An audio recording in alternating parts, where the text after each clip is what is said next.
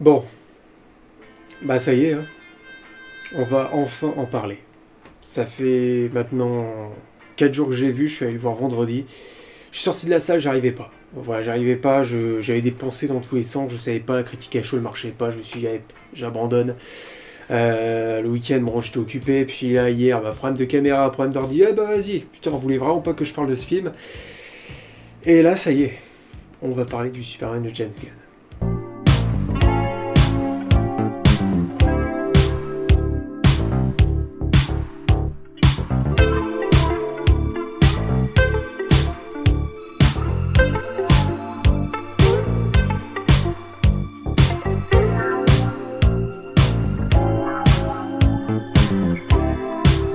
Salut, détenu Arkham, je vais pas oublier la politesse quand même, mais j'espère en tout cas que vous allez bien, parce que moi ça va très bien, parce que oui, on va enfin parler du Superman de James Gunn, qui est enfin sorti la semaine dernière.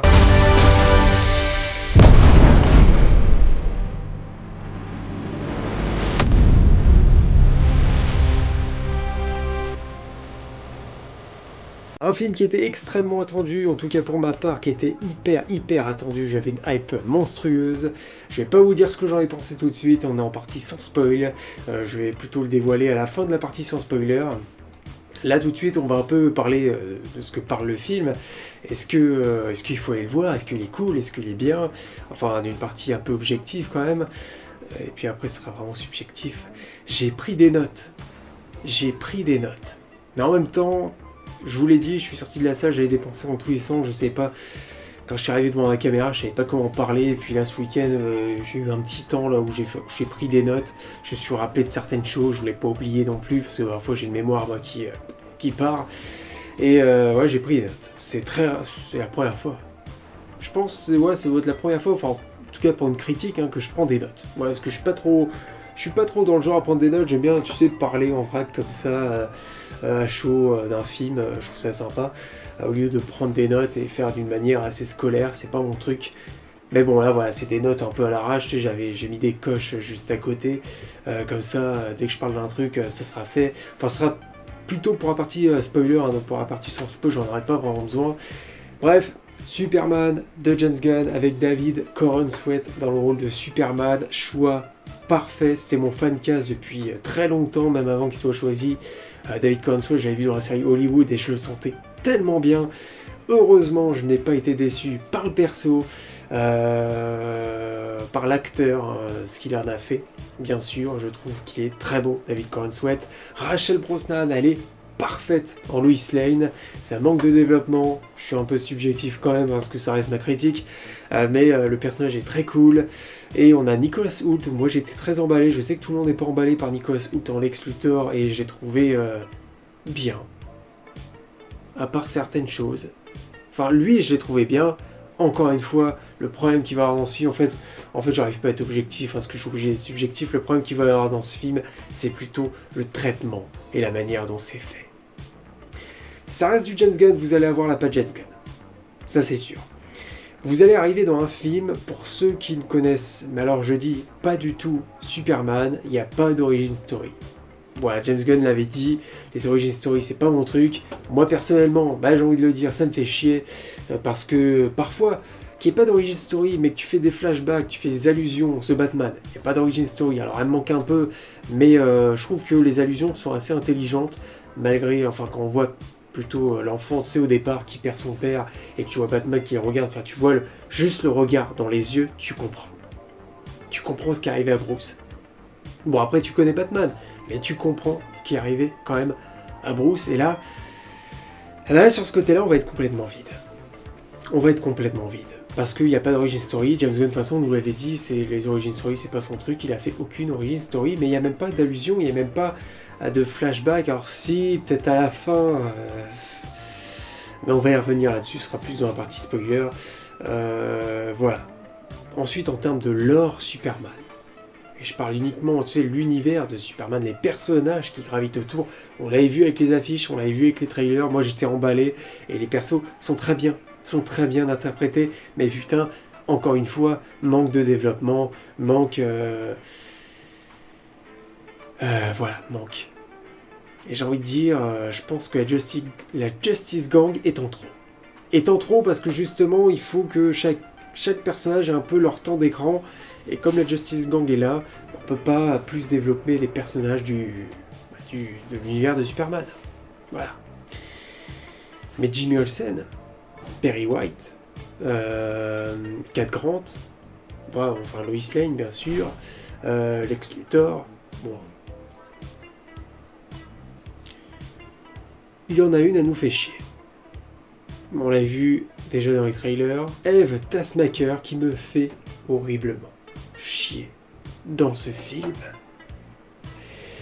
Mais on va y revenir là-dessus. Ouais, j'ai vu qu'une seule vidéo, j'ai vraiment pas vu de critique parce que j'avais pas envie de m'influencer, ou parce que parfois moi je peux être influençable sur certaines choses.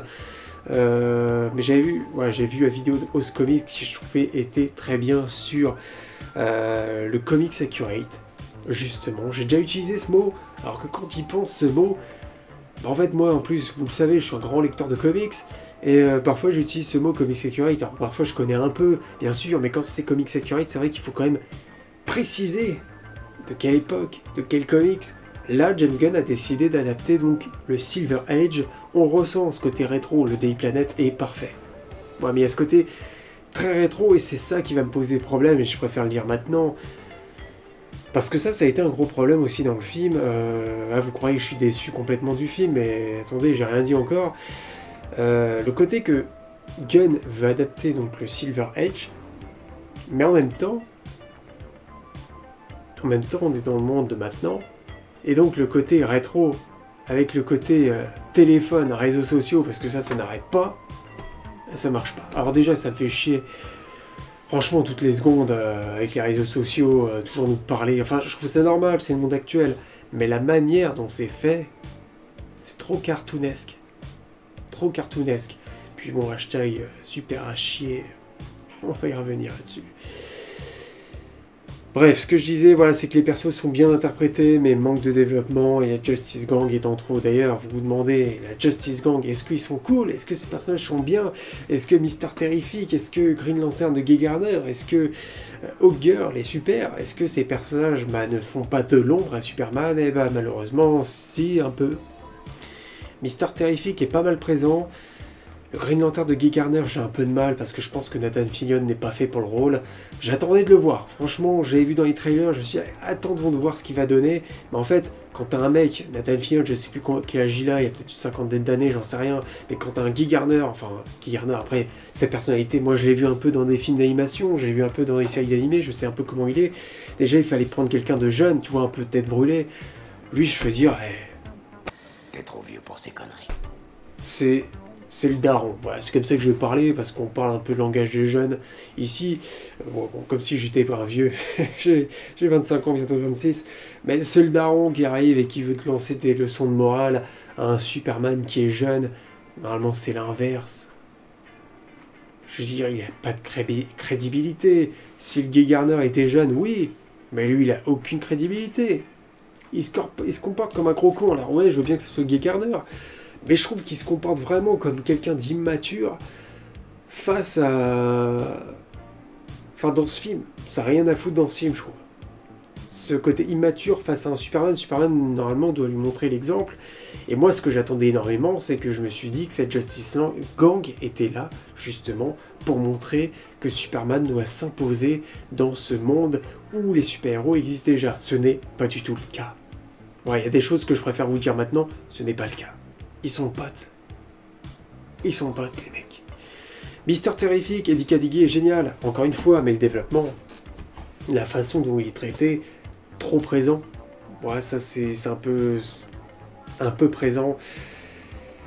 Voilà, si vous aimez l'univers d'ici, bah en fait, faut aimer le Silver Age, j'ai envie de dire, parce que ouais, il y a beaucoup de moments très cartoonesques, très drôles. Après, on a la patte James Gunn qui arrive, donc si vous aimez les Gardiens de la Galaxie et The Suicide Squad, il n'a pas poussé la barre aussi loin,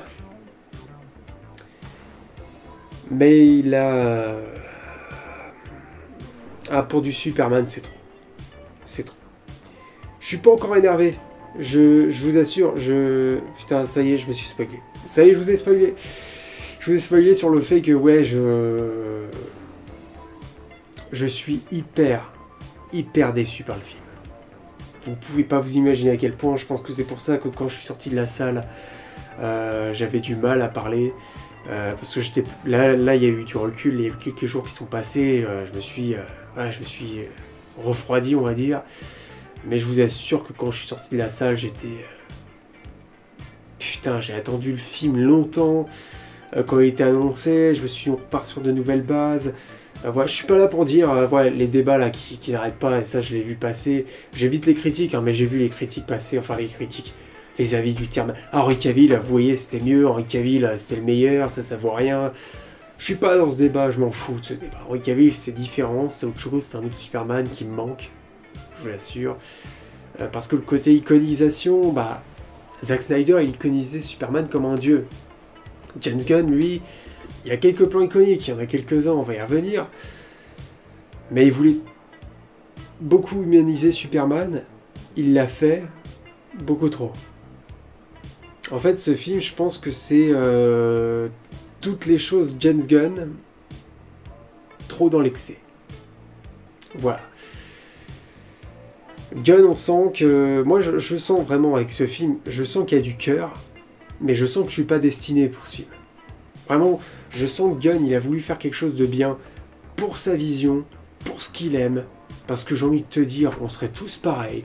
Voilà, Zack Snyder a fait sa vision aussi, hein. J'ai envie de te dire que le gars, il a fait complètement sa vision, il a fait son Batman qui ressemble à Dark Knight Returns.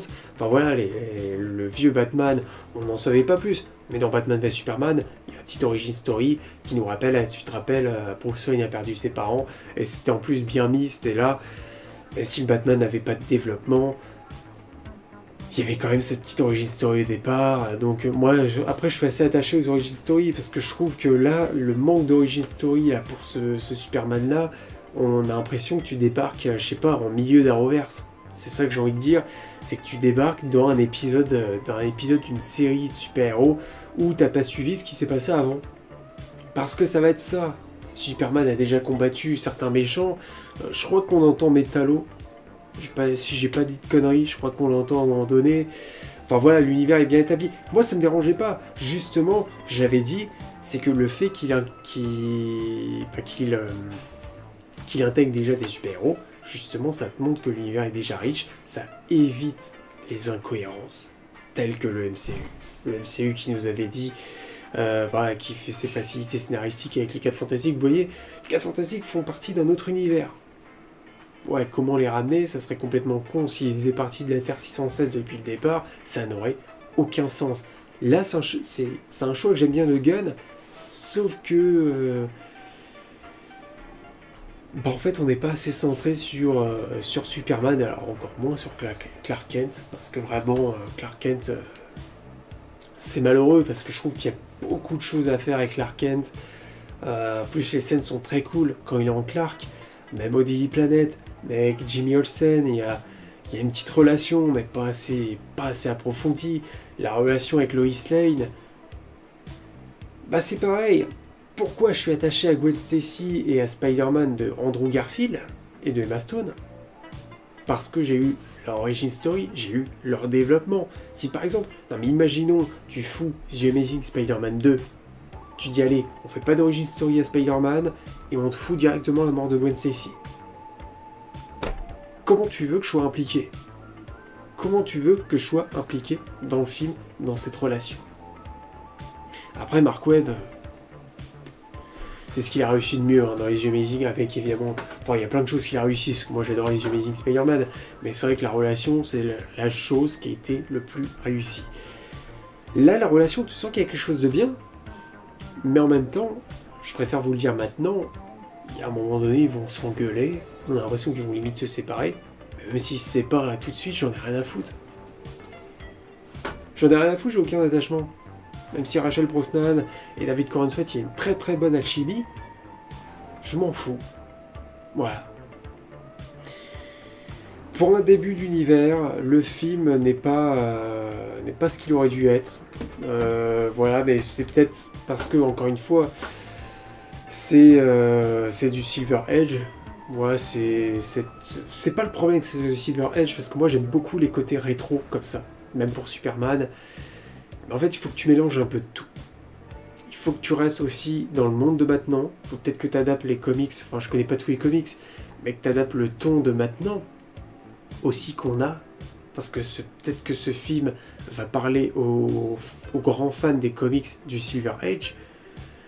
Moi, voilà, je vous assure, hein, je vais beaucoup plus développer dans la partie spoiler, ça va être beaucoup plus long. Il y a quelques points positifs. Pour ma part, j'ai beaucoup de négatifs. Je vous assure, j'étais tellement dégoûté quand je suis sorti, j'étais déçu. J'étais déçu du film, je pense que je suis pas public visé. Vous savez quoi? Je suis pas énervé contre ce film. Même, j'étais content, tu vois, devant moi, il y avait une grand-mère et son petit-fils. Le petit-fils était heureux de voir Superman. Je le voyais sauter sur son siège. Je suis content. Je suis content que le film peut plaire à la nouvelle génération, peut-être. Moi, après, on fait encore un parallèle avec Spider-Man. Le Spider-Man de Tom Holland, je n'aime pas. Je n'aime pas ces films. Je n'aime pas le développement qu'ils ont fait avec lui. Là, avec ce Superman-là, j'adore David Corenswet. J'adore ce qu'il fait. Mais j'aime pas le développement. Voilà, j'aime pas la façon dont ils l'ont fait, le traitement du perso. Pourtant, il y a tout pour être bon. Voilà, c'est pas le problème du Silver Age, c'est que les moments ridicules, et encore ça, je pense que c'est James Gunn qui les rajoute aussi, parce que l'humour, par moments, c'est lourd.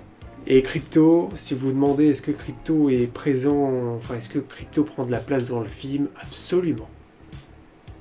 Je suis déçu aussi là-dessus, parce que je pensais que Crypto, moi ça me dérangeait pas d'avoir Crypto, je trouvais ça sympa, je trouvais ça justement innovant, enfin je veux dire on n'a jamais vu Crypto en live action dans les films, je trouvais ça sympa de l'avoir. Crypto on l'a vu dans Titan, si vous voulez savoir, la série Titans, c'était sympa de l'avoir en plus. Et moi j'étais plutôt satisfait de le voir, j'étais content, c'est un chien qui est entièrement en CGI, je trouve la CGI pas trop dégueulasse. D'ailleurs la CGI dans l'ensemble dans le film est passable, par moments est sympa, est bien réussi par moments, d'autres moments c'est vrai que c'est un peu bizarre, même les armures, c'est vrai que maintenant, quand tu vois l'armure du marteau de Boravi, j'ai toujours du mal avec les armures maintenant, comment elles sont faites, je sais pas, revoyez le premier Iron Man, je trouve que l'armure passait hyper bien à l'écran, alors peut-être, je sais plus, elle était peut-être faite en... Enfin, il y avait un peu de CGI durant les scènes de combat, elle était peut-être faite en... Peut-être avec des prothèses, je sais plus comment elle est faite, la première armure d'Iron Man, en tout cas tout ce qui est nanotechnologie, je n'aime pas, mais c'est vrai que l'armure du marteau de Boravi, par moment, passait un peu mal. Après, je suis pas titilleux sur les effets spéciaux, parce que je trouve qu'il passait plutôt bien. Voilà. Le costume de Superman... Sur certains plans, ça va, sur d'autres plans, j'espère qu'il y aura une évolution, et c'est ça que j'ai peur aussi, c'est ce que Gunn va faire évoluer ses personnages. Voilà, on va parler de quelque chose d'hyper important pour ce film, la musique. Et ça, c'est quelque chose qui est hyper important dans les films de super-héros, l'OST, la musique. Et là, j'ai été extrêmement déçu. Je savais qu'ils allaient réutiliser le thème de John Williams, et je trouvais qu'il était bien réorchestré, justement, même dans le film, par moments on l'entend. Il est sympa, même dans les trailers, je le trouvais vraiment très bien. En fait, il n'y a que ça. Il n'y a que ça, il y a même des scènes où tu te dis, mais où sont les thèmes? Où est la musique? Il n'y a même pas de thème pour Lex Luthor. Ou alors, s'il l'était, je l'ai pas entendu. Jesse Eisenberg avait un thème iconique, avec un thème génial. C'était Hans Zimmer, c'est Junkie XL aussi derrière, mais il était génial. Là, le thème est absent. Même, je me dis, ils auraient mis le thème de John Williams au départ, tu vois, pour dire, allez, on fait connaissance avec ce Superman-là, même si pour moi le thème de John Williams, mais c'est pareil. Quand ils avaient remis le thème de John Williams dans Black Adam pour le Superman d'Henry Cavill, est-ce que ça le faisait? Non. Bah non. Ça appartient pas à ce Superman-là. Et là, bah c'est pareil. Moi, j'ai du mal parce que ce thème n'appartient pas à ce Superman en question. Et moi, même si on avait une évolution, ça j'aurais préféré, tu vois, tu passes du thème de John Williams à justement la fin. Le héros, au début, tu le vois, à un moment donné, il échoue, et là, tu nous fais une scène iconique au plus haut possible. Même la scène, là, tu le vois ressortir des décombres après qu'un bâtiment s'est complètement écroulé. À ce moment-là, là, tu balances ton nouveau thème. T'aurais pu faire ça, pour essayer de faire une espèce de transition, je sais pas, ou peut-être un petit hommage, parce qu'on sent que Gunn a voulu faire un hommage au Superman de Christopher Reeve, et on le sent, rien que le titre quand il apparaît au départ. On le ressent. Mais derrière, c'est ça que j'attendais, c'est l'évolution du personnage, l'évolution du thème en même temps. La musique m'a manqué, mais alors, mais à un point, mais vous imaginez même pas, il y a même des moments où il n'y avait pas de musique et ça manquait pour que la scène soit plus intense. Sur pas mal de choses. Bref, on va partir en partie spoiler. Pour ceux qui se demanderaient est-ce que les scènes post-crédits sont utiles, absolument pas. Ouais, mais Gunn avait dit, il ne veut pas faire comme le MCU. Gunn, il parle beaucoup trop. J'aime bien James Gunn, hein, franchement. Enfin, je le connais pas, mais je trouve qu'il a l'air sympa, même qu'il a l'air engagé, qu'il est impliqué dans ce qu'il fait. Mais c'est pareil, encore un problème, alors c'est pas rien à voir avec Gunn, même s'il aime bien partager les trucs. Spot TV, 3 ou 4 trailers, extraits. Non mais les mecs, balancez le film tout de suite. Balancez le film tout de suite. Et ça, je pense, le fait que moi j'ai suivi tous les trailers, j'ai suivi l'extrait, tout ça, et je pense que ça, encore une fois, en fait, il y avait beaucoup de choses qui étaient dans les trailers, et en fait, derrière, tu perds la saveur du film. C'est pour ça que j'aime bien voir le premier trailer pour te donner envie, j'aime pas voir les autres. Voilà. C'est comme je vois, il y a des youtubeurs qui ont eu le droit à 30 minutes d'extrait, voilà, dans une salle de ciné, ils sont allés voir 30 minutes d'extrait. Franchement, je vous le dis, je dis pas ça juste pour parler, pour me dire, ah ouais, lui, il est aigri, lui, il va dans le sens inverse. Franchement, Warner, demain, ils m'appellent, mais ils m'appelleront jamais. Mais ils m'appellent, ils me disent, viens, 30 minutes de Superman, vas-y. Pourquoi faire? Je vais voir 30 minutes du film pour aller revoir le film au cinéma, revoir ces 30 minutes-là et voir le film. Pourquoi faire? Ça, c'est un autre débat, c'est le côté marketing qui était omniprésent, mais il y avait trop de trailers, trop de séquences, trop de trucs comme ça. Et je trouve que tu perds le... Enfin, pour ma part, c'est comme ça que ça marche. Tu perds l'engouement, tu perds la saveur du film parce qu'il y a des scènes que tu as déjà vues. Le Superman, voilà, qui te déglingue tout le monde avec sa vision laser. Ah ouais, quand tu l'as déjà vu, c'est au moment du trailer, ça va procurer des émotions, enfin, ça va procurer quelque chose. Et bien là, quand tu l'as déjà vu, bah, tu connais, toujours aussi sympa la scène, même au cinéma. Et encore une fois, j'ai envie de le dire, hein, le film m'a pas fait frissonner une seule seconde. J'attendais le moment où j'allais ressentir des frissons. Jonathan Kent et Martha sont très sympas. Très sympa, le fait que c'est des acteurs qui soient pas très connus, c'est cool. Alors, Jonathan Kent, j'ai déjà vu dans The Mentalist, je crois. Mais à part ça, voilà, le fait que ce soit des acteurs pas très connus, c'est sympa. Mais ouais, ça m'a procuré aucun...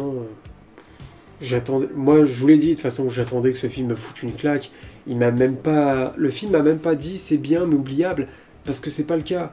C'est un film, voilà, je vous l'ai dit, c'est pas que c'est oubliable, parce que là, je l'ai retenu, le film. Je le reverrai une deuxième fois, parce que je sens que j'ai besoin d'un deuxième visionnage pour vraiment me faire un avis concret, même si j'ai eu le temps vraiment de me poser et réfléchir au film. Bref, on va partir tout de suite dans la partie spoiler. Je vais être, je pense, plus sévère dans la partie spoiler, parce que j'ai pas envie de trop en dévoiler.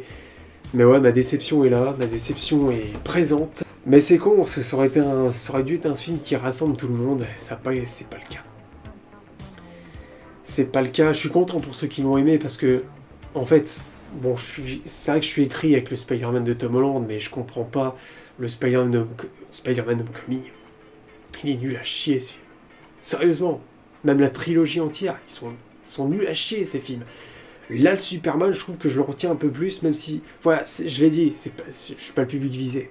Voilà, c'est du Silver Edge, il y a les blagues de Gunn, mais le film en soi, quand tu le regardes, il te propose quelque chose. Il y a quelque chose, c'est pas un Shazam, c'est pas un film Shazam de merde qui a envie de te remplir un cahier des charges, qui a envie de te faire de l'humour, mais de l'humour qui n'a aucun sens. Même Gunn, là, il y a des moments donnés où tu dis que l'humour est parti même plus loin encore, qui est assez innovant, ça je vais revenir dans la partie spoiler par moment. Il innove un peu, mais c'est un film Superman, mais David Corenswet est imposant, il est génial, mais il y a peut-être trop de personnages. Ou alors, c'est que le développement est pas bon. Bref, j'ai pas pu s'en parler en partie sans spoil, parce que déjà ça fait un petit bout de temps. On va passer tout de suite en partie spoiler. Tous ceux qui n'ont pas vu le film, quand même allez le voir, histoire de... Moi tu vois, j'ai pas envie que le film flop, je l'ai pas forcément aimé, mais j'ai pas envie que le film flop parce que d'ici... Enfin, c'est bizarre ce que je dis parce que j'ai pas forcément apprécié le film. Je l'ai pas détesté, je vous le dis, je l'ai pas détesté au plus haut point. Mais voilà, j'ai fait un petit sondage et je vais dévoiler le sondage dans la partie spoiler. Même si je pourrais le dévoiler maintenant, mais bon, dans la partie spoiler. J'ai pas détesté le film, mais je me situerais plus entre mitigé et détesté. Voilà, entre les deux. Voilà, ce que je trouve que il y a une proposition. C'est ça que j'aime, c'est qu'il y a quand même une proposition. Quand tu vois tous les Superman qui ont été proposés, il y a toujours quelque chose qui est assez différent. On n'a pas... Je trouve qu'il s'est pas foutu de la gueule de Superman. Enfin, c'est pas ce que j'ai ressenti. Parce que franchement, James Gunn aurait pu faire pire. Pire que ça, il aurait pu vraiment faire de Superman un Star-Lord. Voir un personnage déchu, complètement échoué, qui au final, bon, il devient un con héroïque à la fin. Il aurait pu faire ce genre de choses. Il est passé limite, parce que bon, ouais, il y a un moment, Superman fait une petite blague. Mais bon, Superman, c'est ce que j'attendais. Il est quand même optimiste. Ouais, il est quand même coloré. C'est ce qu'on a quand même dans le film. Mais bon. Bref, je vous l'ai dit, hein, on passe tout de suite en partie spoiler. N'hésitez pas à liker cette vidéo, à vous abonner, évidemment, si elle vous a plu. Et on passe tout de suite en partie spoiler. Vous allez voir que je vais être peut-être beaucoup plus construit, étant donné que j'ai mes notes. Et peut-être un peu plus énervé. Pas énervé, mais je suis tellement déçu en même temps que... Bref, partie spoiler.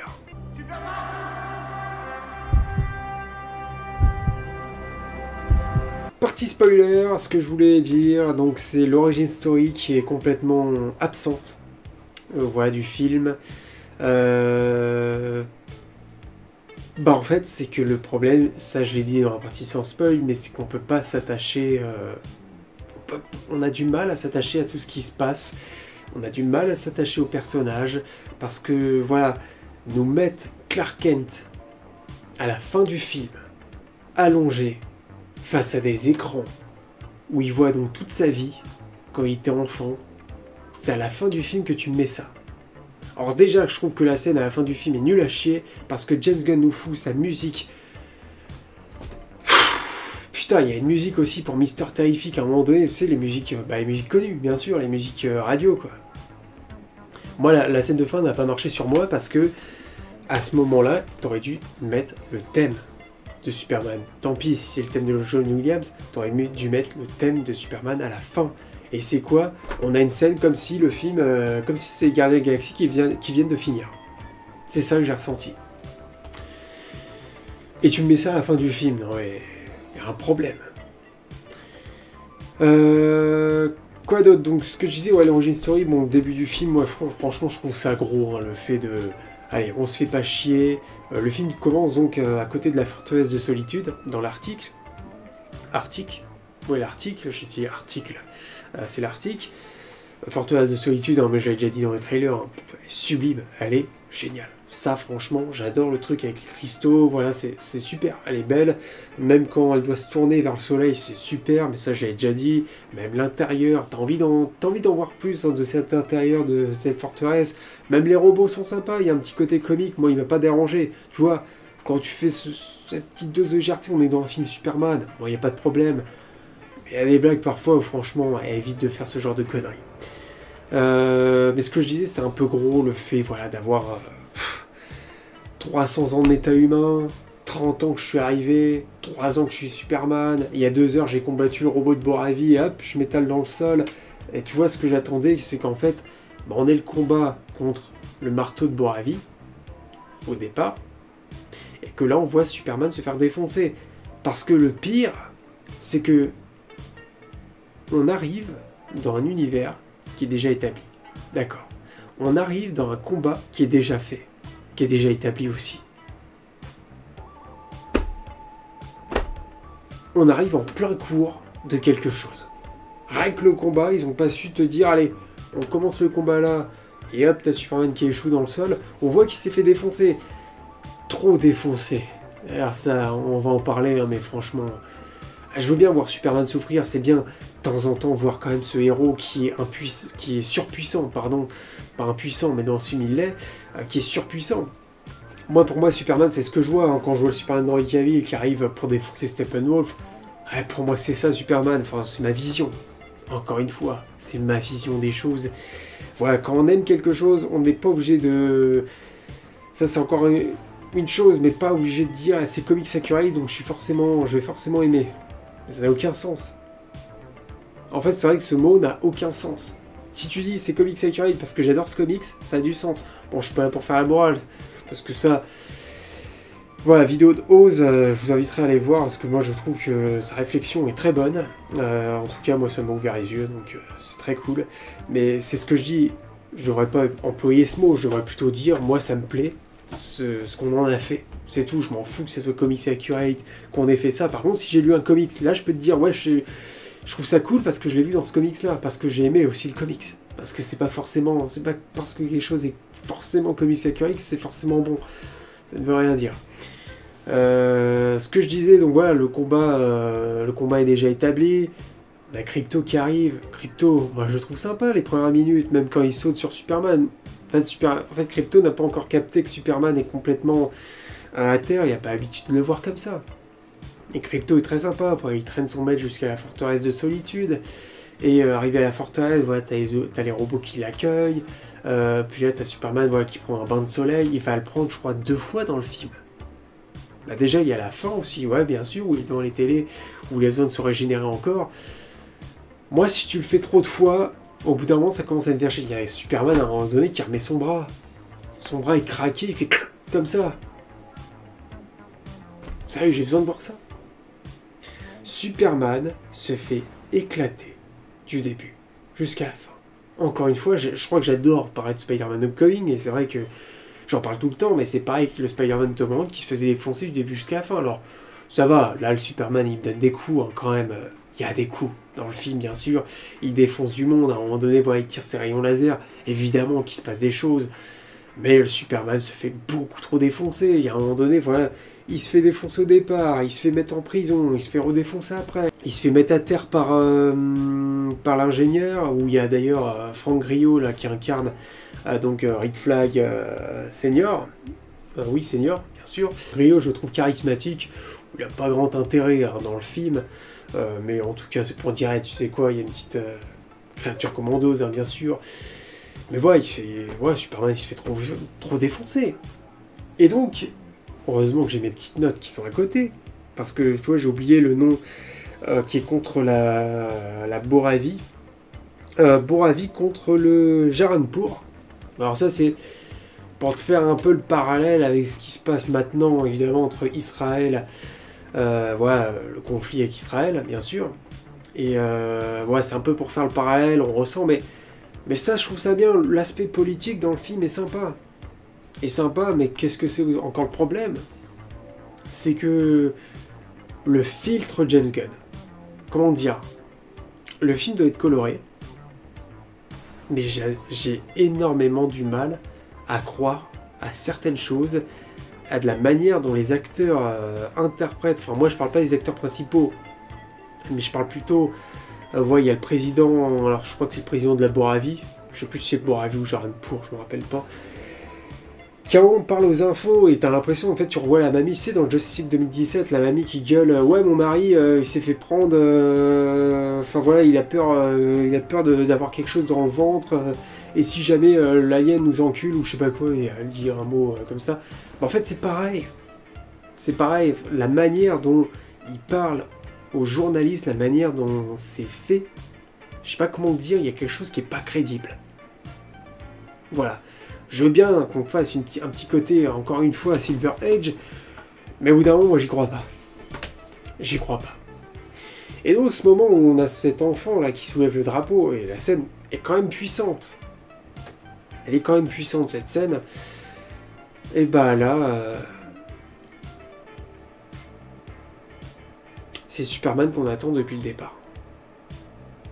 J'aime bien le côté où on se demande comment Superman va faire à régler tous ses problèmes, parce que ça c'est encore la question, évidemment, on peut se poser avec Superman, comment Superman peut être partout? Et si Superman sauve pas ma fille ou mon enfant, pourquoi il était pas là? Bah oui, évidemment, Superman ne peut pas être partout. Puis en plus, il est emprisonné dans l'univers de poche de Lex. Et ben là, je m'attendais que Superman arrive. Superman arrive, c'est tel que le Superman d'Henry Cavill, un peu. Je parle un peu du Superman d'Henry Cavill, j'adore le Superman d'Henry Cavill, mais bizarrement, je vais vous dire que David Corenswet, il m'inspire plus le Superman. Pas son traitement, mais la manière dont il le fait, ce côté bien plus lumineux. J'aime bien, j'adore David Corenswet, j'adore ce qu'il a fait dans son Superman, je le dis encore, c'est le traitement qui va pas. Et bah oui, je m'attendais évidemment que c'est ce Superman qui arrive. Et c'est quoi? Le Green Lantern de Guy Garner, qui arrive de l'enfant qui dit tu t'attendais à quoi, à Superman? Eh, tu gagnes au change. Voilà. Donc au final, c'est cette Justice Gang qui sont composés de 3 personnages. Voilà, donc Hawkgirl, Green Lantern et Mister Terrific. Bon, on va parler d'eux d'ailleurs tout de suite. Mais voilà, je m'attendais que ce soit Superman. Enfin, je veux dire, la scène, ils l'ont amorcée depuis le départ avec le drapeau.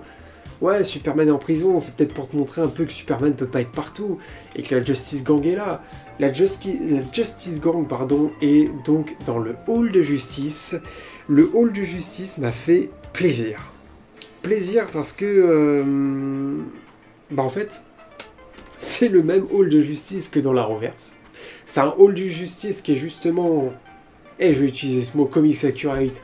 Je crois justement que le Silver Age, en tout cas le bâtiment, voilà, on l'a déjà vu, ben on a dû le voir déjà dans les comics, on l'a vu dans la Reverse, je vous l'ai dit, c'est le même bâtiment, il y a marqué même hall de justice, il y a même une fresque. Alors j'ai pas vu les héros qu'il y avait dessus, je sais pas si c'est Justice League, JSA, j'espère que c'est la JSA d'ailleurs, mais on la voit très peu, mais j'avais vu une fresque et tu vois des gens qui sont masqués, mais j'ai eu du mal à voir. C'est possiblement JSA, je l'espère, comme ça te fait un peu plus de lore à cet univers d'ici, et ça c'est très cool. T'es dans le hall de justice, t'as quoi? T'as l'impression d'être dans une gare ou un café. Non, sérieux, un café. Il n'y a pas cette grande table ronde, non. T'as des chaises qui sont éparpillées partout. T'as un espèce de petit bar là qui est en plein milieu. La salle, elle fait vide. Elle fait vide. Vraiment. De l'extérieur, il est génial. De l'intérieur, bon, dans la Reverse, c'est pareil. Je me rappelle, dans la Reverse, c'était un hangar. Non, mais mec, un an. Après, on est dans la Reverse. Ah, le budget, c'est autre chose. Mais on était dans un hangar, où c'était mouillé par terre, où t'avais la vieille table avec les chaises gaming tout autour. Mais après, c'est la Reverse. Moi, je l'excuse un peu plus. Mais il y avait plus de héros. Là, c'est ça ton hall de justice. Tu sais, tu rentres dans le hall de justice, il y aurait, je sais pas, un costume de Batman, enfin peut-être que Batman n'est pas dans Justice League, mais c'est plein d'artefacts, plein de choses qui correspondent à plein d'héros qu'on a connus, même si tu veux nous faire de la JSA, bah tu nous mets, je sais pas, des costumes, des objets, des trucs partout. Non, là, on a Guy Garner qui se pose sur une chaise, et puis là, on discute, entre potes. Entre potes. D'ailleurs, on va en parler du entre potes, parce que je suis dégoûté par contre, enfin dégoûté, c'est un grand mot, mais je m'attendais, et je vous l'ai dit, que Superman, en fait, ils ne connaissent pas ces héros-là, et qu'on ait un Superman, moi ça aurait été intéressant, qu'on ait un Superman qui essaye de se faire une place parmi ces héros. En fait, non, on te les présente comme des potes. C'est des potes. Superman n'a pas rejoint la Justice Gang, alors je sais plus pourquoi, je sais pas pourquoi, mais c'est des potes. Ouais, il y a une scène qui va me faire chier, hein, c'est évidemment Mister Terrific qui vient voir Superman à la fin qui est dans les décombres. On l'a vu dans le trailer, mais là je trouve qu'en fait dans le film, bah, en fait elle est pas bien placée, hein, cette scène. Ouais, même rien à foutre là, mais bon, Mister Terrific il dit hey, t'es en train de dormir là? Ah mais je sauve le monde, hein, moi je fais pas rien, ou quelque chose comme ça. Bah non. Bah non les mecs. Guy Garner, Green Lantern. En fait, le problème, je pense, c'est plutôt l'âge de l'acteur. Parce qu'en soi, le comportement de l'acteur, c'est du Guy Garner. C'est Guy Garner, mais de me dire qu'en fait, le Nathan Fillion, il a peut-être une 50aine d'années. D'ailleurs, écoutez, on va aller voir l'âge qu'il a, Nathan Fillion, mais je crois qu'il est plus vieux, que David Corenswet. 54 ans, mec.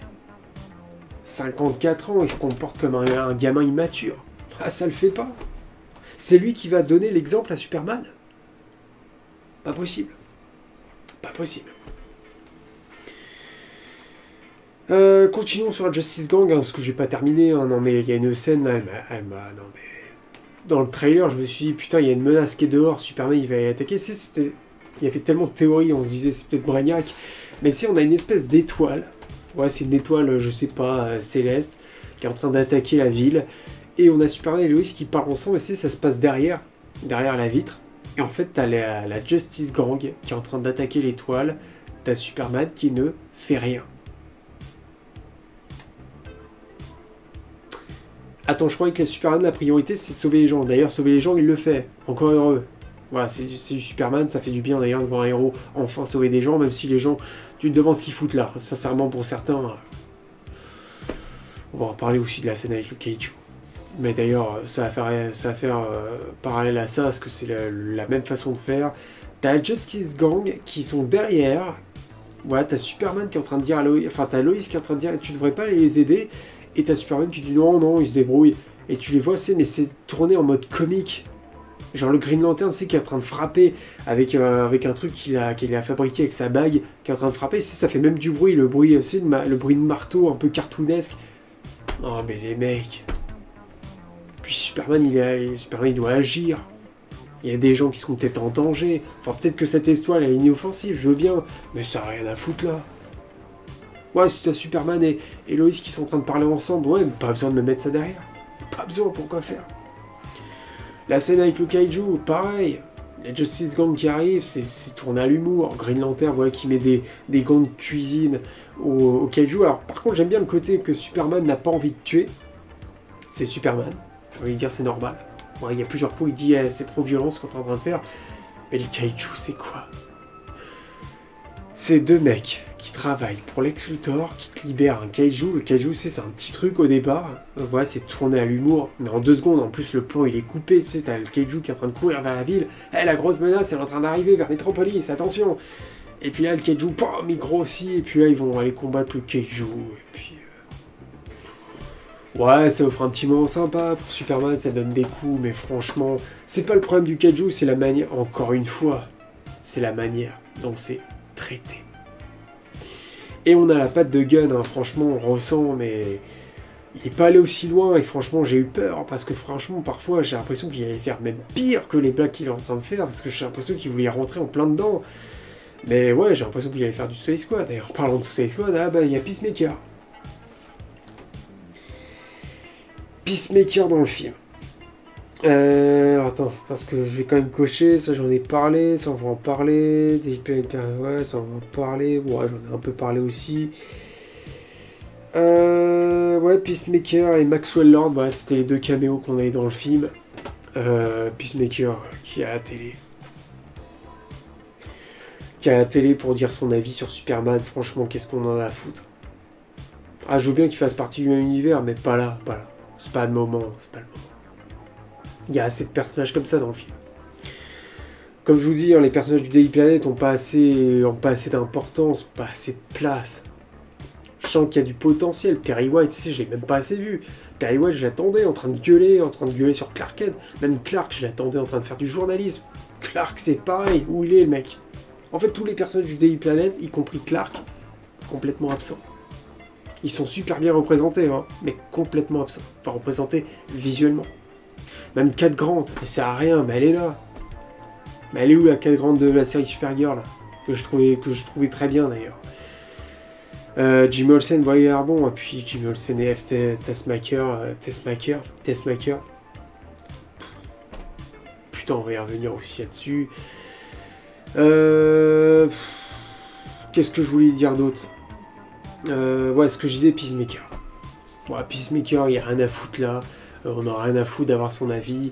James Gunn a envie de ramener John Cena pour 5 minutes et se dire allez, regarde, tu te rappelles évidemment que mon Peacemaker fait toujours partie de cet univers.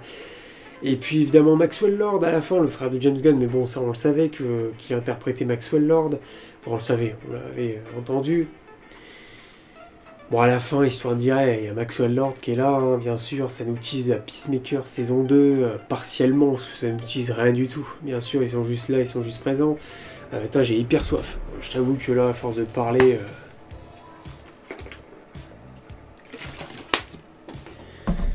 Enfin voilà. C'est pas fini, hein, bien sûr, il y a encore plein de choses à dire. Toujours avec le Daily Planet, tiens, les blagues. Enfin, les blagues, plutôt l'humour. J'ai noté quelques blagues qui m'ont insupporté. Le vaisseau. Moi, perso, ça me dérange pas, enfin, je trouve ça, c'est vrai que ça sort de loin, mais que Lois Lane pilote le vaisseau de Mister Terrific. Mais en fait, là, on a l'impression de revenir de Blue Beetle dans la manière dont c'est exécuté. Bon, moi, je m'en fous qu'ils conduisent le vaisseau. Je l'ai dit, j'en ai rien à foutre. Mais voilà. Ils arrivent tous sur le toit pour dire hey, c'est la team du Daily Planet, hein, tu l'oublies pas, ils sont présents. Ils arrivent sur le toit, ils prennent le vaisseau s'arrête au bord du bâtiment du Daily Planet. Pendant 10 secondes. On est comme ça pendant 10 secondes. J'étais comme ça. Putain. Le vaisseau il tombe. Et wouhou! Et puis voilà, ça part. Voilà, c'est comme dans les montagnes russes, c'était pareil, histoire de faire la blague. Je crois qu'on l'a vu 50 millions de fois ce genre de blague. La porte du garage de Mister Terrific. Ah, franchement, ils me l'ont fait. Ils me l'ont fait, je m'y attendais un peu. Je m'y attendais parce que voilà, je voyais la caméra était comme ça avec la grille énorme, tu sais, le portail énorme du garage de Mister Terrific. Et là, le portail il fait. J'ai cru qu'il allait s'arrêter. J'ai cru qu'ils allaient encore plus loin. J'ai cru qu'ils allaient faire tout. Comme ça. Au final, non, le truc il monte, Mister Terrific il dit ah oui, je suis très fort en technologie. Vous allez voir mon vaisseau, c'est pas pareil. Hein. Mais cette porte, hein, je la gère pas du tout. Mister Terrific, c'est un personnage que j'ai connu dans l'Arrowverse. J'en ai pas un grand souvenir, normalement c'est un personnage qui est très intelligent. Voilà, je m'étais renseigné sur lui, très intelligent, mais très... La technologie, c'est son truc. Il a une technologie très avancée. Notamment avec ses balls qui portent un nom, alors là je les ai oubliés, par contre les Terrific Balls, ou non, je sais pas le nom. Enfin bref, on va appeler ça les balls. Et en fait, à partir du moment où tu mets que ce personnage-là est intelligent, à quel moment un portique... Enfin, un portail de garage ne s'ouvre pas. Enfin, ne s'ouvre pas, ne s'ouvre à l'ancienne. Histoire de faire la blague. Ensuite, Mister Terrific, c'est censé être quelqu'un à la pointe de la technologie. Et étant donné que Superman et lui, ils se connaissent, ils sont amis, pourquoi il n'a pas traduit depuis tout ce temps le message de Jor-El et de la mère de Clark, enfin les parents de Clark. Les parents biologiques, hein, bien sûr, les parents kryptoniens. Je suis un peu déçu, oui et non, parce que je me dis peut-être que c'est faux. L'ingénieur, d'ailleurs, je ne suis pas du tout attaché à ce perso, j'en ai pas grand-chose à foutre, pour moi c'est un sbire de Lex, c'est tout. L'ingénieur, donc, va traduire le message des parents de Clark. Il savait que dans ce message, un message qu'en fait qui était traduit, mais le message à la fin était, il était endommagé. Ouais, donc Clark n'a jamais su ce que ses parents disaient à la fin. Et en fait, il s'avérait que ses parents, c'est des conquérants. Ils ont envie de conquérir la Terre, en fait. Enfin, ils ont envoyé leur fils pour conquérir la Terre. Sur le moment, j'étais assez surpris. Enfin, c'est pas surpris, c'est que je trouve que l'idée est bonne si, par exemple, l'ingénieur en fait, a trafiqué le message. Mais on nous dit que non. C'est même Mister Terrific, je crois qu'il le dit. Il le dit non, parce que c'est impossible de... je veux dire, c'est pas possible que ce soit impossible. T'es à la pointe de la technologie, mon gars. T'es même au-dessus de la pointe de la technologie. Et tu nous dis que c'est impossible de trafiquer un message. Je pense pas. Moi, je pense que l'ingénieur... Enfin, j'espère. S'il y a une suite, j'espère que l'ingénieur a en fait trafiqué le message.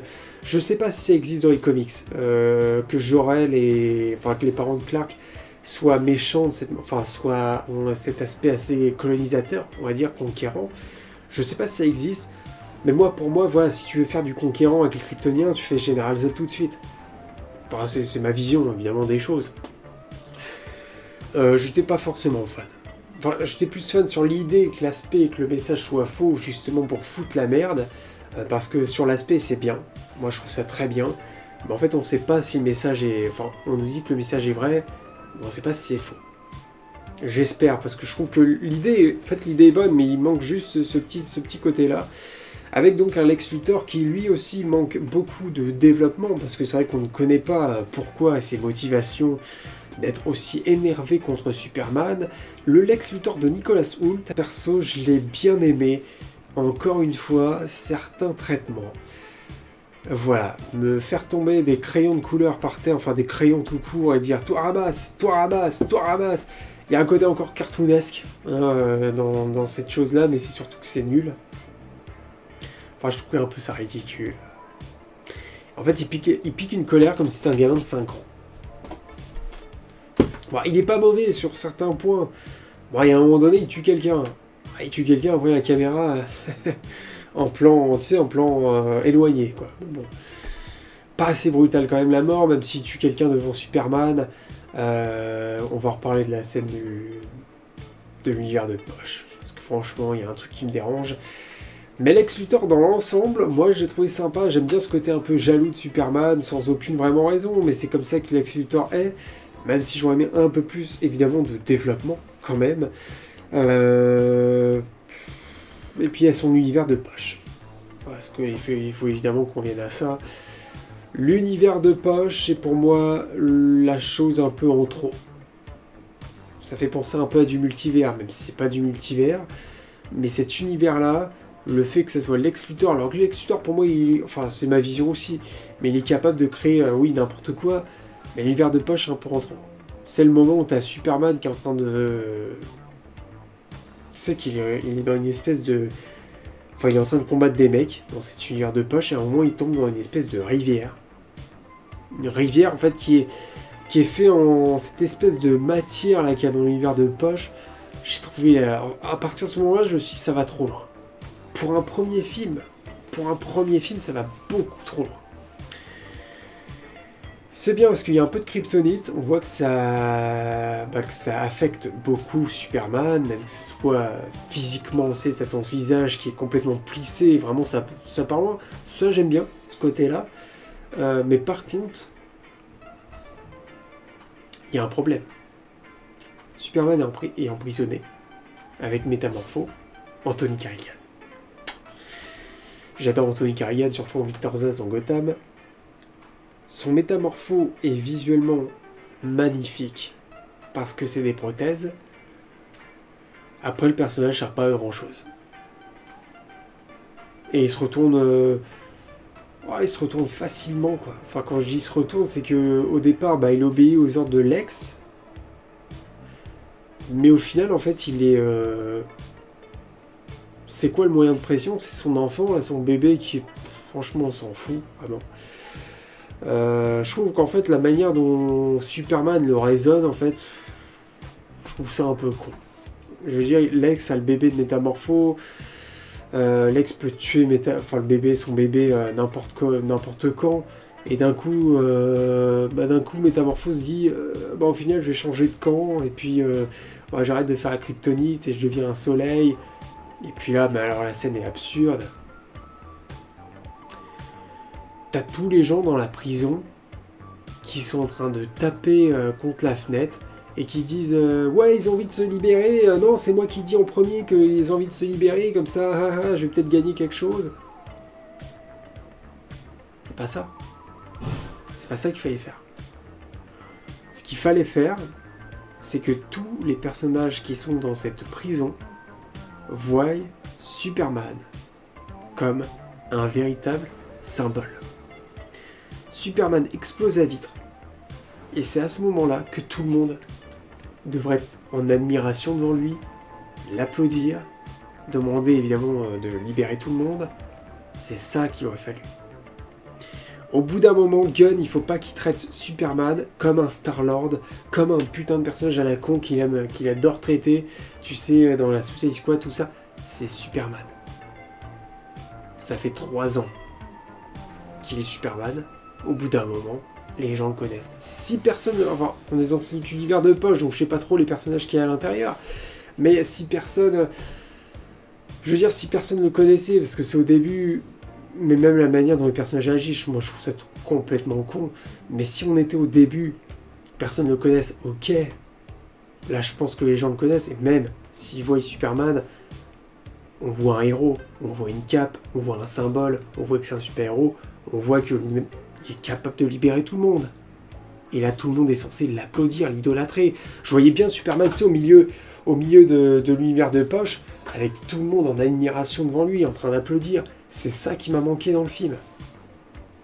Il n'y a aucune scène iconique, il y a certains plans, mais ça dure pas longtemps, comme la scène à la fin où t'as le bâtiment qui s'écroule, Superman qui ressort des décombres, qui a sauvé quelques personnes. Mais bon, ça dure pas longtemps. Il manquait beaucoup d'iconisation, la musique y est pour beaucoup aussi, hein, parce que la musique, reprendre le thème de John Williams, ça va quoi. Ça va. Allez, tu le mets à toutes les sauces, tu le mets plus doux, plus fort, plus doux, plus fort. Ça va quoi. Puis voilà, il n'y avait pas de thème pour les persos, je veux dire, il n'y a pas de thème pour la Justice Gang, en tout cas je l'ai peut-être oublié. Hein. Je vous dis, pour moi, quand je dis il n'y a pas de thème, c'est qu'il n'y a aucun thème que j'ai retenu. Pas de thème pour Justice Gang, pas de thème pour Lois Lane, pas de thème pour la relation Lois Lane-Clark Kent, pas de thème pour Lex Luthor, pas de thème pour le Daily Planet. Je suis désolé, c'est important d'avoir un thème musical pour chaque chose dans un film de super-héros. Surtout tel que Superman.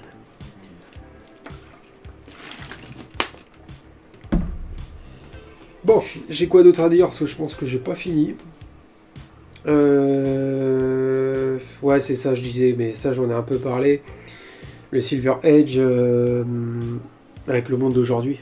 Ouais, James Gunn a envie de faire du Silver Age, a envie de faire du rétro, et en même temps, il parle des réseaux sociaux en permanence, et puis le hashtag super à chier où t'as Clark Kent qui pète un câble, j'ai pas compris. J'ai pas compris. Clark. Je pense que Clark est plus fort qu'une connerie pareille. J'aime bien l'interview, je l'avais bien aimé aussi dans le trailer, là elle est un peu plus longue évidemment, Lois Lane avec Clark Kent, ouais, l'interview qu'ils ont, où Lois Lane elle prend son côté journaliste, et Clark Kent Superman, et que là on a un interview où tu vois que Lois Lane est en train de taquiner vachement Clark, enfin Superman, et que là Clark Kent le prend à cœur. Est-ce qu'il aurait dû sauver cette population, est-ce qu'il n'aurait pas dû sauver? C'est la question évidemment qu'on se pose, c'est une très bonne question. Ça, c'est une thématique que j'aime, la politique, et cette thématique-là, est-ce que Superman a sa place? Est-ce que Superman est légitime pour sauver les gens? Ça, c'est un truc qu'il faut poser, ça, il n'y a pas de problème, c'est normal. Mais au bout d'un moment, à la fin, voilà, quand ils sont dans la cuisine, t'as Lois Lane qui fait hashtag super à chier, comme ça, et t'as Clark qui s'énerve, « je déteste hashtag super à chier, tu le sais !» T'es plus fort que ça, Clark. Sérieux, t'es plus fort que ça pour accepter la critique que tu es. Enfin moi, c'est un peu comme ça ma vision de Superman. Pour moi, Superman, c'est quelqu'un qui est très sage. Enfin, qui est très sage. Qui prend beaucoup sur lui. Malgré les critiques de la population, malgré tout ce qui se prend dans la gueule, tu le vois avec le Superman d'Henry Cavill, tu le vois avec d'autres Superman. J'en pense au Superman de Tyler Hoechlin aussi, que j'aime beaucoup, qui est très humanisé aussi dans Superman et Lois. Mais il prend sur lui, Superman, il s'énerve pas pour rien. C'est quelqu'un qui est très détendu. Enfin, c'est comme ça que je vois Superman, hein, détendu, avec une puissance, mais une humanité en même temps, une humanité, pas un humain qui est complètement con, énervé, mais voilà, c'est un symbole d'espoir. Et là, je trouve qu'il s'énerve vraiment pour rien. On apprendra tous les hashtags, c'est des singes, enfin des Wistiti, là, qui sont dans un espèce de labo, là, où il y a plein d'ordinateurs qui sont comme ça, en train d'écrire. Voilà, bon, c'est... J'avais vu, mais je pense que c'est une référence, évidemment, à tous les haters de James Gunn. Je ne suis pas un hater, je ne suis pas un hater de rien du tout d'ailleurs, parce que je trouve que c'est inutile d'insulter, de dire fire James Gunn, des trucs comme ça, pas du tout, pas du tout. Et puis en plus le crypto qui est en train de courir derrière des écureuils en virtuel, ça je me serais passé. Crypto d'ailleurs, j'ai envie d'en développer un peu plus. Trop présent. Trop présent jusqu'à la fin. enfin, tout le film. La fin, on avait une fin que je trouvais plutôt sympa, même assez radicale, enfin je veux dire sympa, sur le fait que Lex Luthor, bah, il comprend qu'il a perdu. Bah, il agit vraiment comme un méchant, tu sais, des années 60, mais c'est vrai qu'on sent, voilà, le méchant énervé, comme le Joker, c'est quand il est énervé, qui part en courant, qui s'enfuit. Bah là, c'est un peu ça, oh merde, j'ai perdu, je dois m'en aller. Bah là, t'as Lex Luthor qui commence à courir pour aller dans son portail de son univers de poche, et là, t'as Superman qui intervient, qui brise la vitre, qui arrive devant lui comme ça, qui lui fait un discours plutôt sympa, le fait qu'il est humain. Je m'attendais à une blague, franchement, je m'attendais qu'il blague, et je me suis dit, non, il n'y a pas de blague. Mais là, t'as Crypto qui débarque, qui te prend Lex Luthor, qui le fout à terre, qui arrête pas de le mordiller dans tous les sens. Superman qui dit arrête Crypto, je pense qu'il a compris. C'est comme ça que ça se finit. C'est comme ça que t'as fini ton film. C'est comme ça. C'est comme ça la première confrontation entre Lex Luthor et Superman. Je veux bien que Lex Luthor n'ait pas de pouvoir, qu'il soit dans son bureau, qui donne ses directives. On le voit avec le marteau de Boravi, qui au final, bon, c'est Ultraman, et derrière Ultraman, mais évidemment, c'est un clone du Superman de David Corenswet. Le combat est sympa, m'a pas trop marqué que ça, mais plutôt sympa. C'était prévisible, c'était attendu. Mais voilà, le fait que Lex Luthor soit calculateur et qu'il reste dans le bureau, ça, il n'y a pas de problème. Mais s'il y a une première confrontation avec Superman, c'est pas ça que je veux voir. Hey, le film s'appelle pas Crypto et Superman, le film s'appelle Superman. Ça m'a fait chier. Là je t'avoue que la fin, j'étais comme ça. Sur mon siège, j'étais comme ça, je suis putain, merde quoi. Ouais, ils ont mis Crypto beaucoup trop en avant dans ce film. La Justice Gang, hein, c'est pareil, un peu trop en avant. Mister Terrific, qui lui a plein de capacités, bah, parfois il fait de l'humour. Il y a sa scène avec la musique, ça va pas. Ça va pas. Le marteau de Boravi, bon, ça j'en ai parlé. Celui-là, ça j'en ai parlé. Lois Clark, la relation, je l'ai dit, bah, ça en manque de développement, ça a l'air sympa, il y a d'avoir de la chimie. J'aime bien quand ils s'embrassent tous les deux, même à la fin, quand ils sont tous les deux et qu'ils s'envolent, c'est très cool. Évidemment, j'aime ce genre de scène, parce que les deux acteurs, ça marche. Étonnamment, les deux acteurs, ça marche. James Gunn nous a fait un casting parfait, ça, il n'y a pas de problème. Les scènes post-crédit, bon, la première scène, c'est Clark qui est avec Crypto sur la Lune et qui observe la Terre. Et la deuxième scène, non, franchement, c'était la goutte d'eau qui fait déborder le vase.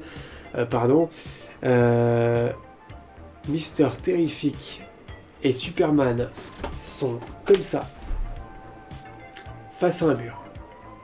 Un mur qui a été détruit, qui est en deux, c'est qui est cassé, et qui dit il y a un décalage là, non? Ah ouais, t'as raison, il y a peut-être un décalage. Ah non, je vois pas de décalage. Ah bon? Ouais, j'ai l'impression qu'il y a un décalage. Non, il n'y a pas de décalage, je te dis.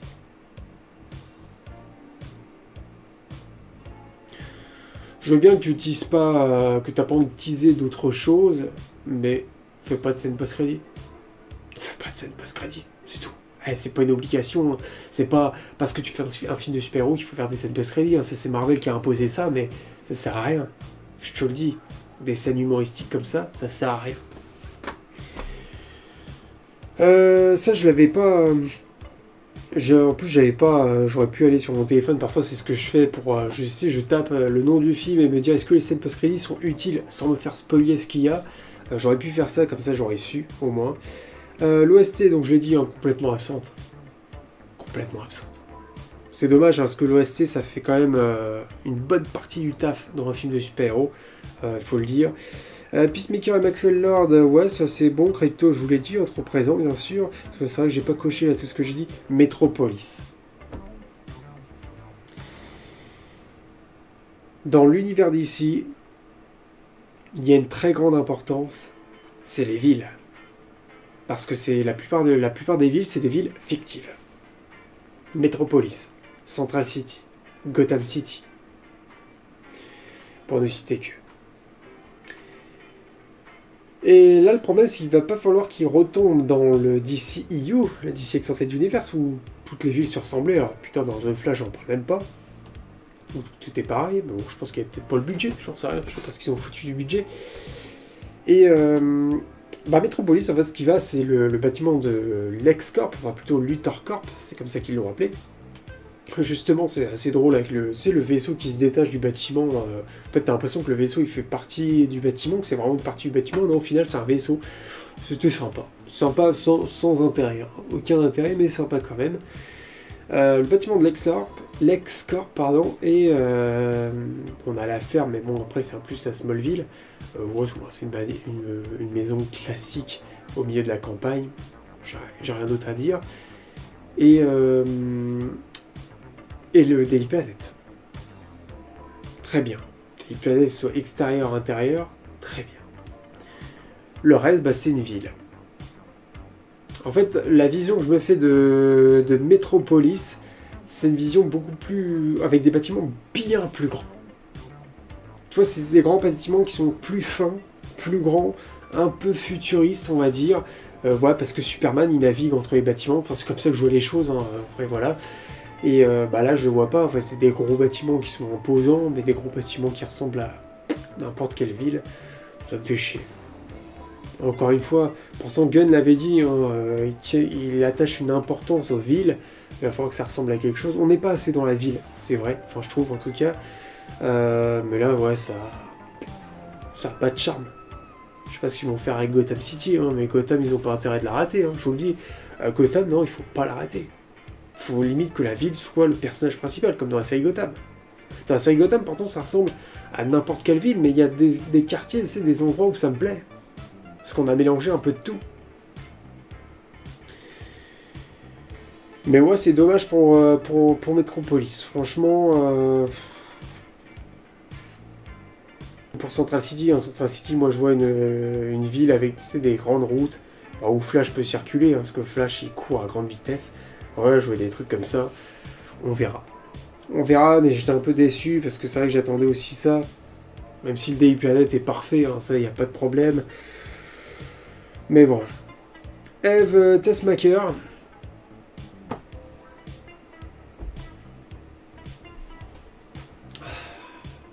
Putain, elle, c'est dur. Franchement. Il y a beaucoup de personnages qui font un peu cliché, mais je trouve que pour Superman, enfin, il y a beaucoup de personnages qui sont clichés. Mais moi, j'aime bien parfois les personnages clichés, mais elle, ça n'a rien à foutre là. À un moment, t'as Lex Luthor, qui avec tous ses employés qui sont jeunes, qui me fatiguent aussi. Putain, c'est pas le problème qu'ils soient jeunes, hein, mais le fait qu'ils soient sur leur ordinateur, tous comme ça. Eh, ça y est, je l'ai eu. Ah merde, je l'ai pas eu. Ça arrête pas. Ça arrête pas. Et Eve Tessmacher, qui est là, habillée en rose, tu sais même pas pourquoi Lex l'a pris en assistante. Elle sert à quoi? Elle sert à quoi? À part qu'il doit se la taper peut-être dans un coin, j'en sais rien. Je sais pas. Ça me regarde pas, je m'en fous. Je m'en fous parce que c'est pas ça que je viens chercher. Pas dans ce film, c'est pas ça. Ce que je viens chercher, c'est de savoir à quoi elle sert. Parce qu'au final, incroyablement impossible, improbable, cette fille va servir au scénario. Jimmy Olsen, qui est assez tombeur, moi j'aime bien ce côté tombeur, a une relation avec Eve Tessmacher, ce qu'on va savoir à la fin, incroyable. C'est vrai que je me suis dit, où va Jimmy Olsen? Ça se trouve, il y avait un autre personnage là, qui était caché dans l'ombre depuis le départ, et qui sait tout sur tout, ça aurait été sympa. Au final, c'est pas le cas. Eve Tessmacher, donc, se prend un selfie depuis tout le film, depuis des années, et en fait, dans ces selfies, bah, y a tous les plans de Lex Luthor. Tous les plans, tu sais, tout ce qui magouille, tous ces petits points faibles, tout, il y a tout dans ces selfies. Voilà. Donc en fait, tu nous en as fait un personnage qui ne sert à rien, qui est ridicule, pour faciliter ton scénario.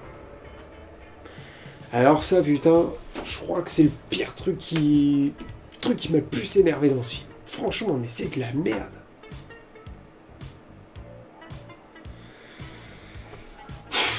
Ah non, franchement, mais en plus, même d'en parler... voilà, bon, les parents, j'en ai parlé. Alors, Martha et Jonathan sont très cool. Il y a même un petit discours avec Jonathan, c'est sympa. J'aime bien aussi Martha, le côté où elle nettoie les bottes de Clark, mais c'est un truc tout con. Moi, je trouve ça sympa. Ouais, bon, la Martha, qui sait pas lire son téléphone aussi. Ah, je veux bien qu'elle vive dans les campagnes, mais il faut pas exagérer non plus. Bon, après, j'ai une grand-mère, moi, qui pareil, sur le téléphone, elle maîtrise pas non plus, donc ça peut arriver. Mais c'est un peu cliché, il y a des clichés où, franchement, j'en ai pas besoin. Je pense que j'ai à peu près tout dit. Peut-être qu'on reviendra sur d'autres choses. De toute façon, je reverrai le film. J'ai envie de le revoir, histoire d'être sûr de ce que j'ai vu. Même si je pense que je suis sûr, hein, ce que je vous l'ai dit, moi j'attendais, j'allais m'asseoir dans le cinéma, je voulais ma claque. J'attendais la claque. Gunn avait survendu son film, il nous avait pas menti. Hein. J'ai envie de te dire que le gars, il nous avait dit, enfin, il nous avait dit, voilà, il nous avait montré les comics un peu qu'il lisait. Voilà, il nous a dévoilé des trucs, mais les trailers me hypaient tellement qu'au final, peut-être que ma hype a été trop grande, peut-être que je sais pas. C'est peut-être pas ce que je voulais voir. J'adore le Superman de Snyder. Après, c'est une autre vision. C'est une vision plus sombre.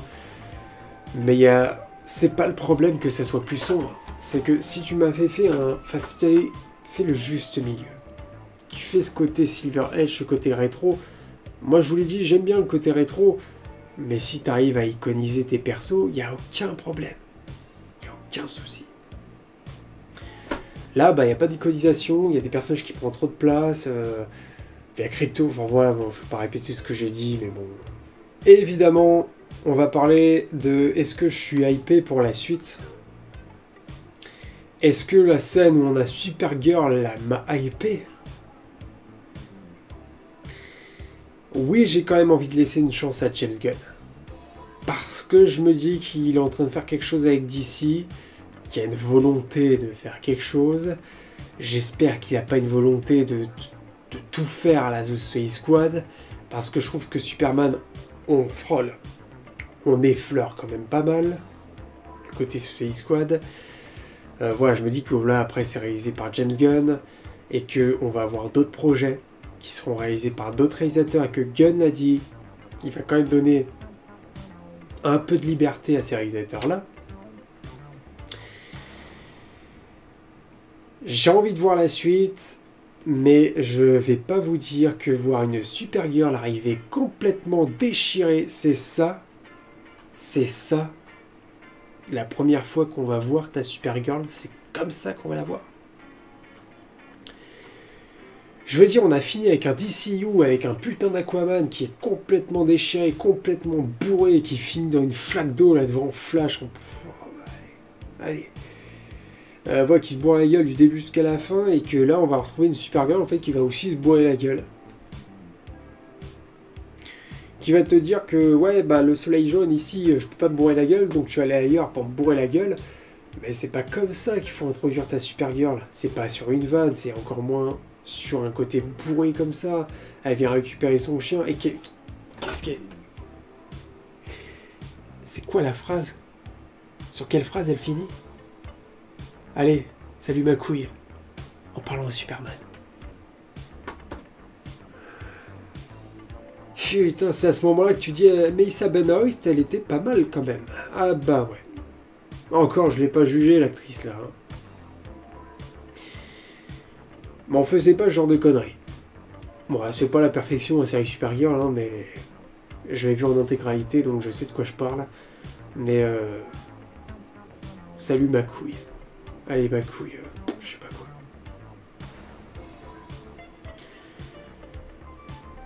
Voilà, non, franchement, ouais, on a fini avec un The Flash, je vous l'ai dit, avec Aquaman bourré, puis en plus, on va... Coïncidence, on va retrouver Jason Momoa dans Supergirl en Lobo.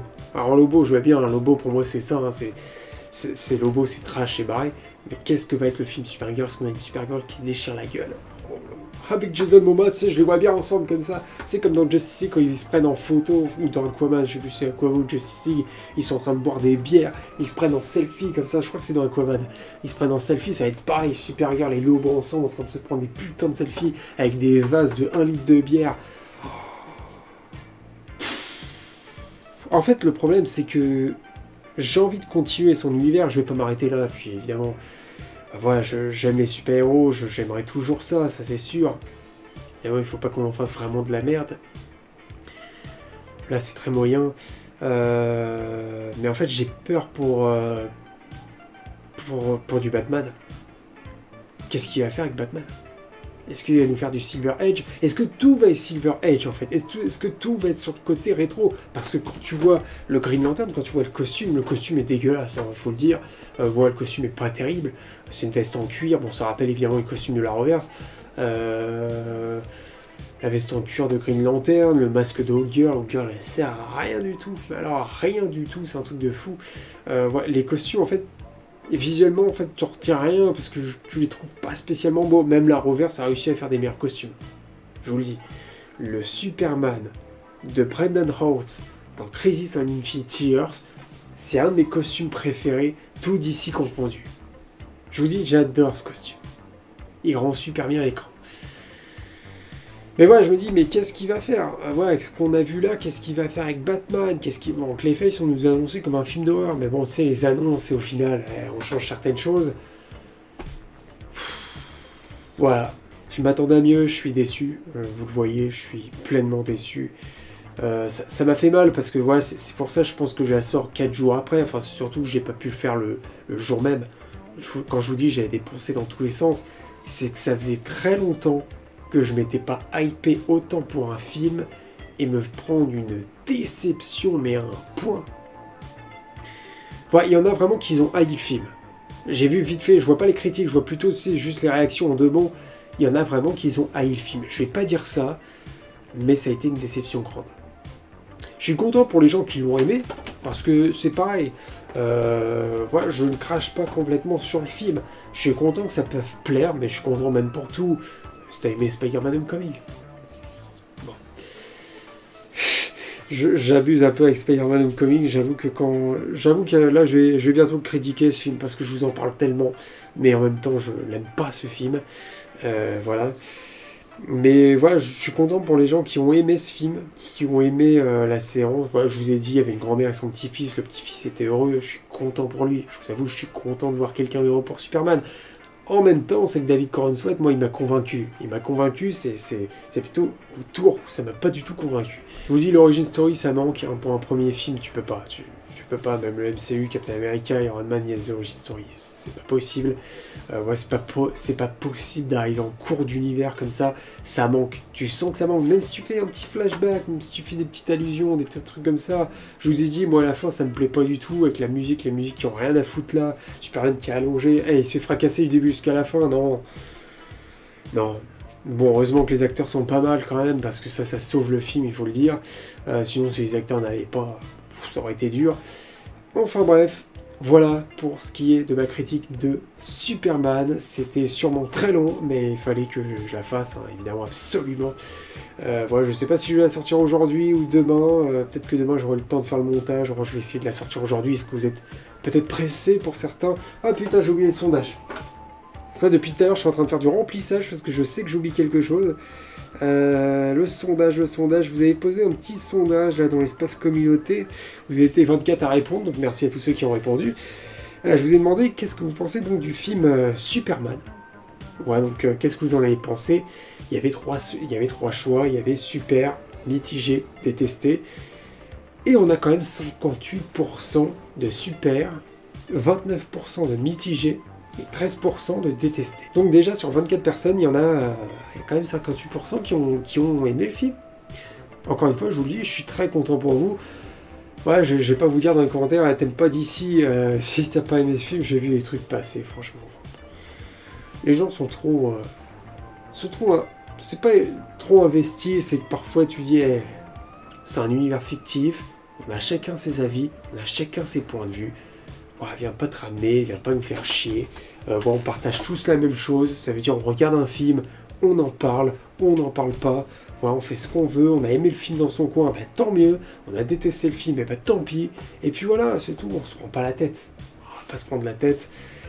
En tout cas, voilà, pour ce qui est de la critique de Superman, je pense que là, cette fois, j'ai vraiment fini. Si j'ai d'autres choses à dire, bah, j'en parlerai, bien sûr. Et puis voilà, n'hésitez pas à liker cette vidéo si elle vous a plu, à commenter aussi qu'est-ce que vous pensez du film Superman si vous l'avez vu. Voilà, si vous avez des choses à dire, il y a quand même beaucoup de choses à dire hein, sur le film. Et puis voilà, abonnez-vous, pourquoi pas. Puis moi je vous souhaite la bienvenue à Metropolis pour une fois. Et allez, salut.